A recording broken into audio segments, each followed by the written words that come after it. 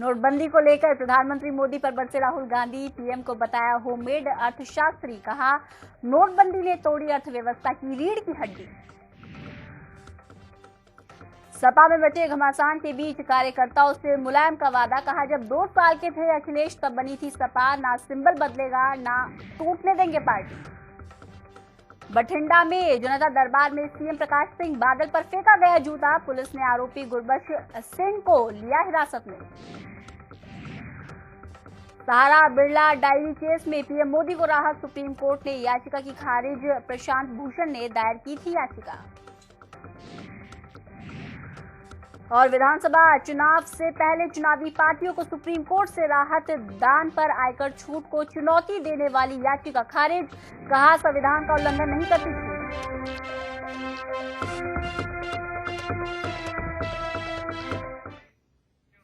नमस्कार, स्वागत है आप सभी का ओके इंडिया में। आपके साथ मैं हूं रंजना शर्मा। कांग्रेस उपाध्यक्ष राहुल गांधी ने एक बार फिर प्रधानमंत्री नरेंद्र मोदी पर हमला बोला है। दिल्ली के तालकटोरा स्टेडियम में जनवेदना सम्मेलन को संबोधित कर रहे राहुल ने मोदी का मजाक भी उड़ाया।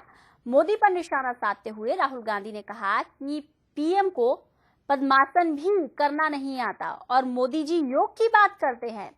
वहीं राहुल ने नोटबंदी का जिक्र करते हुए ये कहा कि ये मोदी का निजी फैसला था और उसके लिए किसी से सलाह नहीं ली गई थी। सरकार ने अपनी विफलताओं को छुपाने के लिए नोटबंदी की थी और इसी की वजह से दुनिया भर में भारत का मजाक बना हुआ है।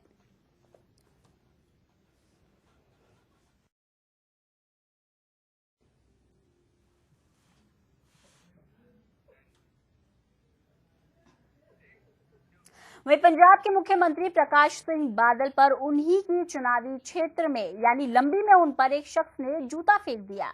प्रकाश सिंह बादल लंबी में चुनाव प्रचार कर रहे थे, जिसमें गुरबचन सिंह नाम के शख्स ने उन पर जूता फेंका, लेकिन जूता उनके साइड में गिरा। सुरक्षा में मौजूद पुलिस ने जूता फेंकने वाले शख्स को पकड़ लिया है। आरोपी पिछले 1 साल के अंदर पंजाब में धार्मिक ग्रंथ श्री गुरु ग्रंथ साहिब की बेअदबी की घटनाओं से आहत था, जिस पर पंजाब सरकार ने कोई ठोस कार्रवाई नहीं की थी।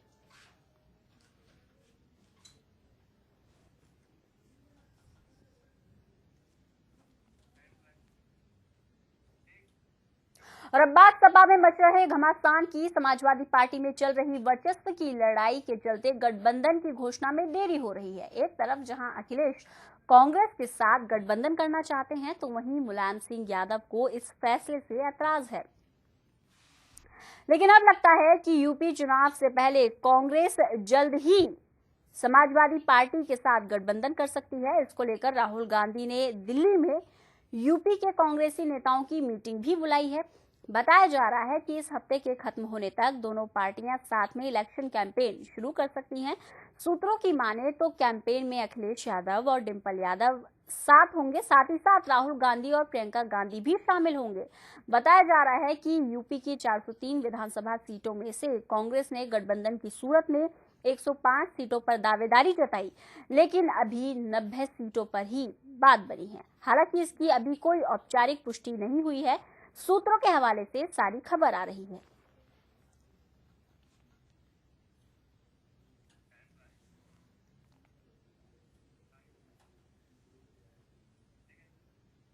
वहीं सुप्रीम कोर्ट ने अहम फैसला सुनाते हुए कॉर्पोरेट से करोड़ों की घूस लेने की जांच वाली याचिका को खारिज कर दिया है। इस मामले में कोर्ट से मामला दर्ज करने और कोर्ट की निगरानी में एसआईटी से जांच की मांग को खारिज कर दिया गया है। इस याचिका में गुजरात के मुख्यमंत्री रहते वक्त नरेंद्र मोदी समेत कई राजनेताओं पर डायरी का हवाला देते हुए घूस लेने का आरोप लगाया था और कोर्ट से इसकी जांच के आदेश देने का भी आग्रह किया था। अपने फैसले में सुप्रीम कोर्ट ने कहा, महज डायरी और कागजातों में नाम लिखे होने के आधार पर जांच के आदेश नहीं दिए जा सकते।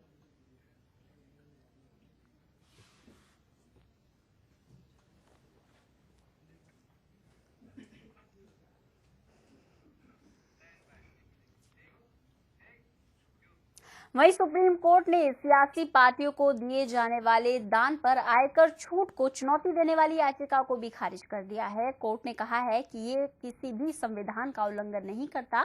चुनाव आयोग ने भी चुनाव में काले धन का प्रवाह ना हो, इसके लिए रोक लगाने की भी मांग की थी। सरकार की इन्हीं कोशिशों के तहत ये याचिका दायर की गई थी।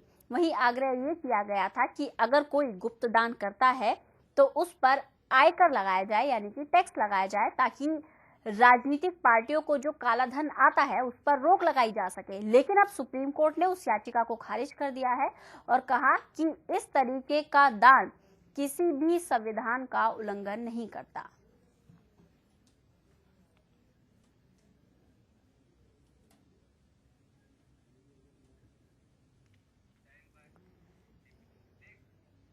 वहीं गुजरात में निवेश को बढ़ावा देने के लिए आयोजित वाइब्रेंट गुजरात सम्मेलन का प्रधानमंत्री नरेंद्र मोदी ने उद्घाटन किया। इस मौके पर पीएम मोदी ने फिर संकेत दिए कि आर्थिक सुधार के लिए सरकार आगे भी कड़े कदम उठाती रहेगी। तो इस रिपोर्ट में देखिए कि आखिर वाइब्रेंट गुजरात सम्मेलन में क्या खास रहा। निवेश को बढ़ावा देने के लिए गुजरात में वाइब्रेंट गुजरात सम्मेलन का आयोजन किया गया है और ये सम्मेलन इसलिए खास है क्योंकि गुजरात में निवेश बढ़ाने के लिए ये मुहिम पीएम नरेंद्र मोदी ने तब शुरू की थी जब वो गुजरात के मुख्यमंत्री थे। अब प्रधानमंत्री के तौर पर उद्घाटन के लिए पहुंचे तो उनकी छाप हर जगह दिखाई दे रही थी। मोदी जब भाषण देने आए तो एक बार फिर संकेत दिए कि आर्थिक मोर्चे पर कड़े फैसले सरकार लेती रहेगी। इस मौके पर पीएम नरेंद्र मोदी ने केंद्र सरकार का जमकर गुणगान किया। पीएम मोदी ने कहा, हमारी सरकार अर्थव्यवस्था में सुधार के लिए कदम उठाती रहेगी। कारोबार में आसानी के लिए हमने कई कदम उठाए हैं। लाइसेंस मिलने की प्रक्रिया के अलावा क्लियरेंस के नियम भी आसान बनाए हैं। पीएम मोदी ने वाइब्रेंट गुजरात के मंच से ये भी कहा कि भ्रष्टाचार और भाई भतीजावाद के खिलाफ जंग के वादे के साथ हमारी सरकार बनी है और हम इसके लिए जरूरी बदलाव भी कर रहे हैं। साथ ही पीएम मोदी ने कहा, दुनिया में आर्थिक मंदी के बावजूद हमारे विकास की रफ्तार शानदार रही है। आज भारत दुनिया की अर्थव्यवस्था में चमकता हुआ सितारा है। फिलहाल वाइब्रेंट गुजरात सम्मेलन से गुजरात की सरकार इस साल 25 लाख करोड़ के निवेश की उम्मीद कर रही है। ये उम्मीद कितनी पूरी हुई या होगी ये अभी कहना मुश्किल है, लेकिन इस मौके पर मौजूद उद्योगपतियों ने मोदी का खूब गुणगान किया और निवेश का भरोसा भी जताया। Priya Singh, news desk, OK India. वहीं जम्मू कश्मीर में तैनात बीएसएफ के जवान की शिकायत वाला वीडियो वायरल होने के बाद एलओसी से उसका तबादला कर दिया गया है। अब उसे प्लम्बर का काम दिया गया है। उधर तेज बहादुर की पत्नी शर्मिला और बेटे ने कहा कि रोटी की मांग करना गलत तो नहीं है, वहीं आरोपों की जांच भी होनी चाहिए। आपको बता दें कि तेज बहादुर ने फेसबुक पर 4 वीडियो पोस्ट डाले थे, जिसमें अफसरों पर गंभीर आरोप लगाते हुए कहा कि बॉर्डर पर जवानों को ठीक से खाना तक नहीं दिया जाता, जिसके बाद ही बीएसएफ ने जांच के आदेश दिए। वहीं राजनाथ सिंह ने होम सेक्रेटरी से रिपोर्ट तलब की।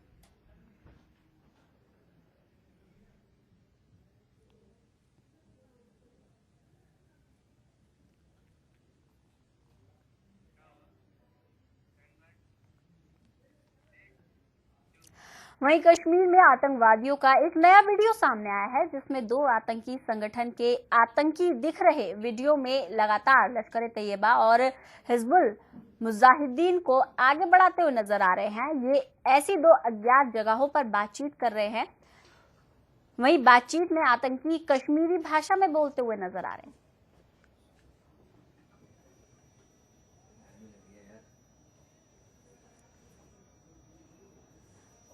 तो एक वीडियो और वायरल हुआ है। ये बताया जा रहा है कि ये जो है लश्कर तैयबा और हिजबुल मुजाहिदीन संगठन के आतंकी हैं जो कश्मीर में हैं और ये कश्मीरी भाषा में बात करते हुए नजर आ रहे हैं। ये एक अज्ञात जगह पर बताए जा रहे हैं।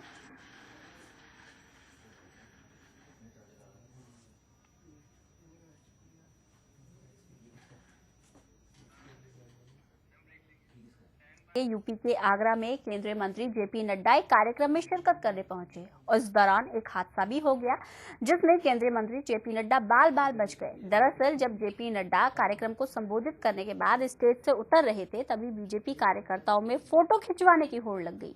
वहीं इस दौरान पीछे लगा होर्डिंग स्टेज पर गिर पड़ा। गनीमत ये रही कि इस हादसे में कोई भी हताहत नहीं हुई और जेपी नड्डा को किसी भी तरह की कोई हानि नहीं हुई।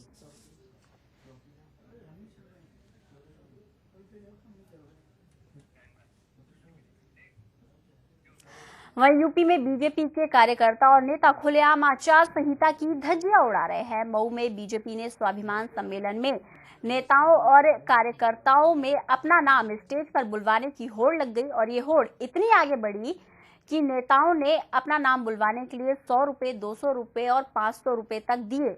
ये पूरा मामला आचार संहिता के उल्लंघन का है। इसको लेकर जब बीजेपी कार्यकर्ताओं से पूछा गया तो उन्होंने सफाई में कहा कि जब प्रत्याशी ही घोषित नहीं हुआ तो आचार संहिता का उल्लंघन कैसा?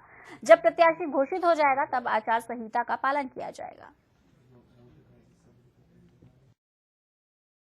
पैसा नहीं बांट रहे हैं, कार्यकर्ताओं को हौसला अफजाई और बिना पैसे बुलाए साथियों भी हमारी पार्टी का है, तो उसकी हौसला अफजाई के लिए हम लोग दिए हैं और कोई कहीं सूचता और हम लोग विरोध नहीं कर रहे हैं। आचार संहिता कहीं उल्लंघन नहीं आता। जिस चुनाव आ जाएगा प्रत्याशी हमारे आ जाएंगे उस दिन से हम लोग आचार संहिता का पालन करेंगे। कहीं देखिए ऐसा कि अब आपने क्या देखा वो एक अलग विषय है। कार्यकर्ता उत्साह में गाने वालों का सब मन बढ़ाने के लिए कोई ये पैसा नहीं है, भारतीय परंपरा है लोगों को बख्शीश देने की। ये कोई इस तरह का मामला विषय नहीं है। नहीं, ये आचार संहिता का उल्लंघन नहीं है। ये आपको आचार संहिता उल्लंघन समझ में आता है। वो गरीब कलाकार को एक तरह से मेहनताना देने का काम किए हैं। इस तरह का कोई विषय नहीं है। वहीं यूपी में विधानसभा चुनाव के मद्देनजर आचार संहिता लागू हो गई है, लेकिन आचार संहिता को पूरी तरह से पालन नहीं किया जा रहा। जौनपुर के सामुदायिक स्वास्थ्य केंद्र पर चुनाव आयोग के आदेशों का कोई असर नजर नहीं आ रहा है। दरअसल स्वास्थ्य केंद्र पर प्रदेश की योजनाओं के बैनर लगे हुए हैं, जबकि जिला अधिकारी ने सभी विभागीय अधिकारियों को निर्देश दिए हैं कि वो अपने अपने इलाकों में राजनीतिक दलों के पोस्टर हटवा दें। वहीं जब इस मामले को लेकर केंद्र के प्रभारी अधीक्षक से बातचीत की गई तो वो बात को गोलमोल करते नजर आए और आनन फानन में सभी बैनर हटाने के आदेश दे डाले।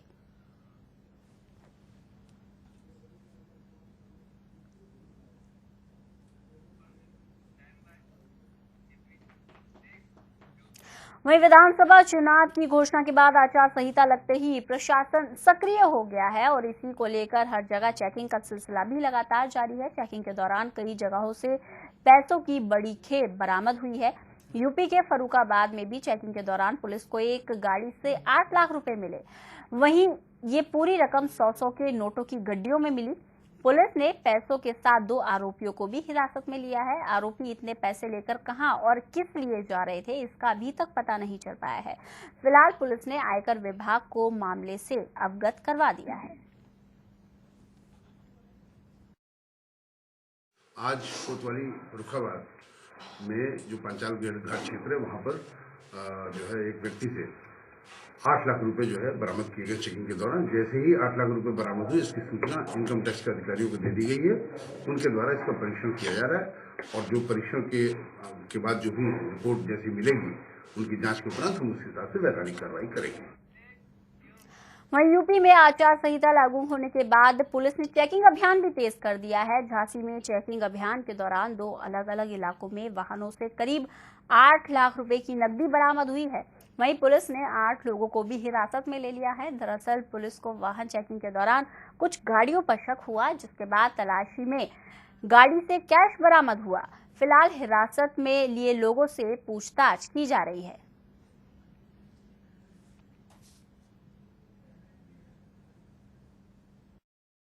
ऐसा था कि आप लोग अवगत हुए कि एनसीसी लगी हुई है, जिसके के तहत 2 टीमें दिन और रात गठित की गई हैं। तो दिन में प्रभारी निरीक्षक नवाबाद और फ्लाइंग स्क्वाड संयुक्त चेकिंग झांसी होटल के पास कर रहे थे। तो इसमें एक मार्शल गाड़ी को चेक किया गया, उसमें से 5,37,925 रुपये बरामद हुए हैं और उसमें 2 व्यक्ति भी नीरज और फीमेल से उनको भी थाने पर लाया गया है। उनसे पूछताछ की जा रही है।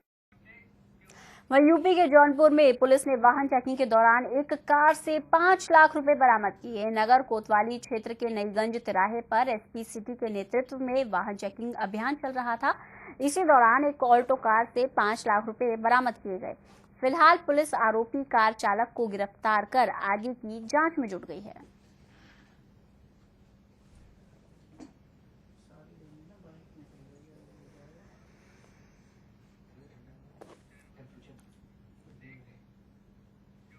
और अब बात यूपी के हरदोई की। हरदोई में पुलिस ने 2 लोगों को भारी संख्या में हथियारों के साथ पकड़ा है। मुखबिर की सूचना पर पुलिस ने अतरौली रोड पर एक बंद ईंट भट्टे के पास से अवैध हथियार बनाने की सूचना मिली थी, जिस पर कार्रवाई करते हुए पुलिस ने दोनों आरोपियों को गिरफ्तार कर लिया है। पकड़े गए आरोपियों में एक युवक हथियार बनाता था, दूसरा उनको बेचने का काम करता था। पुलिस को आशंका है कि आरोपी इन हथियारों का चुनाव में इस्तेमाल करने के लिए बना रहे थे।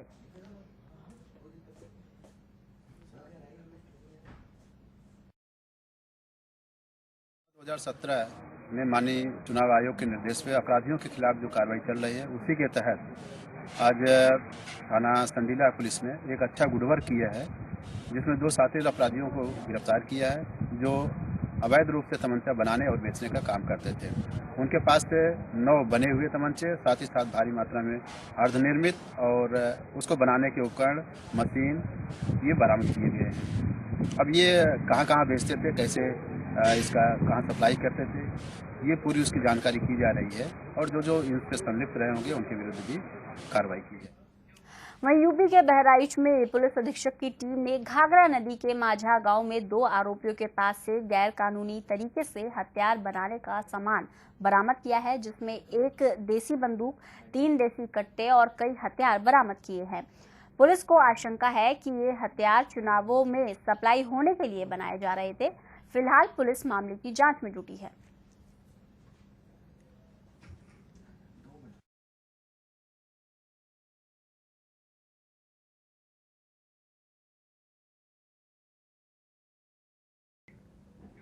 वहीं मेरठ के गांव मडी के एक किसान के बेटे ने कैट यानी कॉमन एडमिशन टेस्ट की परीक्षा में 98.7% अंक हासिल किए हैं। होनहार निशांत चौधरी ने मेरठ कैट परीक्षा 2016 में 98.7% अंक प्राप्त किए और इसका श्रेय अपने घर वालों को दिया। निशांत के बड़े भाई बेंगलुरु में सॉफ्टवेयर इंजीनियर हैं। निशांत ने बताया कि कैट परीक्षा में वो दिन में कई घंटों तक पढ़ाई किया करते थे। इसके अलावा वो मेरठ के एक कोचिंग इंस्टीट्यूट में कोचिंग भी ले रहे थे। निशांत के पिता गांव में खेती करते हैं।